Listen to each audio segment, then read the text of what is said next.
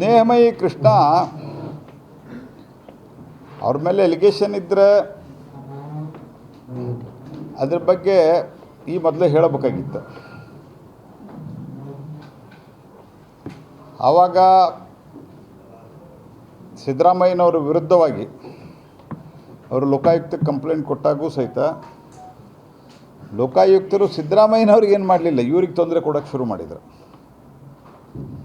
ಈಗ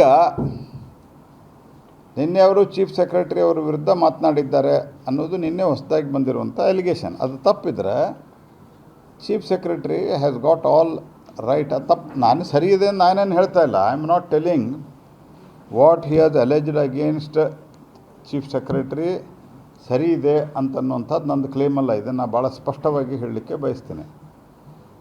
ಆದರೆ ಅವರು ಎಲಿಗೇಷನ್ ಮಾಡಿದರೆ ಕಾನೂನಿನ ಪ್ರಕಾರ ಕ್ರಮ ಕೈಗೊಳ್ಳಲಿಕ್ಕೆ ಅಧಿಕಾರ ಇದೆ. ಆದರೆ ಇಮ್ಮಿಡಿಯೇಟ್ ಅರೆಸ್ಟ್ ಮಾಡಲಿಕ್ಕೆ ಏನು ಅಧಿಕಾರ ಇದೆ? What is the purpose of that? ಅಂದರೆ ಒಂದು ನೆಪ ಮಾಡಿಕೊಂಡು ಅರೆಸ್ಟ್ ಮಾಡಿದ್ದಾರೆ. ಮತ್ತು ನನಗೆ ಗೊತ್ತಿಲ್ಲ, ಈಗ ಅವರು ಅಲ್ಲಿದ್ದಂಥ ಯಾರೋ ಒಬ್ಬ ಅಧಿಕಾರಿ ವಿರುದ್ಧ ಎಲಿಗೇಷನ್ನು ಮಾಡಿದ್ರು ಅವರು, ಮೂಡಾದಲ್ಲಿದ್ದಂಥ ಮೂಡಾ ಕಮಿಷನರ್ ಮೇಲೆ.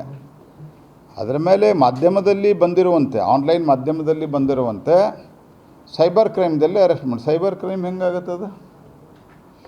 ಈಗ ನಾನಿಲ್ಲಿ ಮಾತಾಡ್ತಾ ಇದ್ದೇನಪ್ಪ, ಅಕಸ್ಮಾತ್ if somebody has got some objection, ಅವರು ಒಂದು ಕ್ರಿಮಿನಲ್ ಮಾನಹಾನಿ ಕೇಸ್ ಹಾಕ್ಬೋದು. ದೇ ಕೆನಾಟ್ ಡೈರೆಕ್ಟ್ಲಿ ಅರೆಸ್ಟ್ ಮಾಡಲಿಕ್ಕೆ ಕಾಗ್ನಿಜೆನ್ಸ್ ಆಫ್ ಅಫೆನ್ಸ್ ಅಲ್ಲದ. ದೇಶದ ಕಾನೂನು ಅದ, ಸಂವಿಧಾನ ಅದ.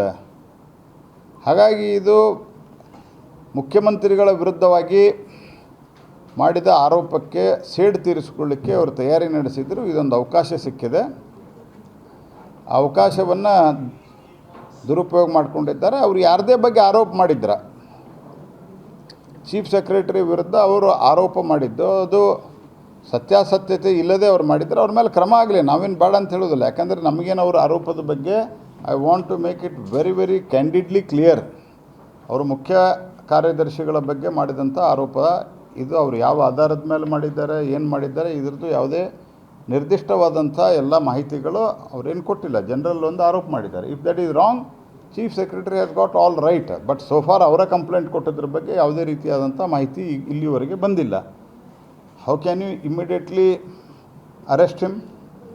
ಅವರು ಸಿದ್ದರಾಮಯ್ಯನವರ ವಿರುದ್ಧವಾಗಿ ಒಂದು ಕಂಪ್ಲೇಂಟ್ ಕೊಟ್ಟಿದ್ದರಿಂದ ಲೋಕಾಯುಕ್ತಕ್ಕೆ ಅವರನ್ನು ಹರ್ಯಾಸ್ ಮಾಡುವಂಥ ಕೆಲಸ ನಡೆದಿದೆ.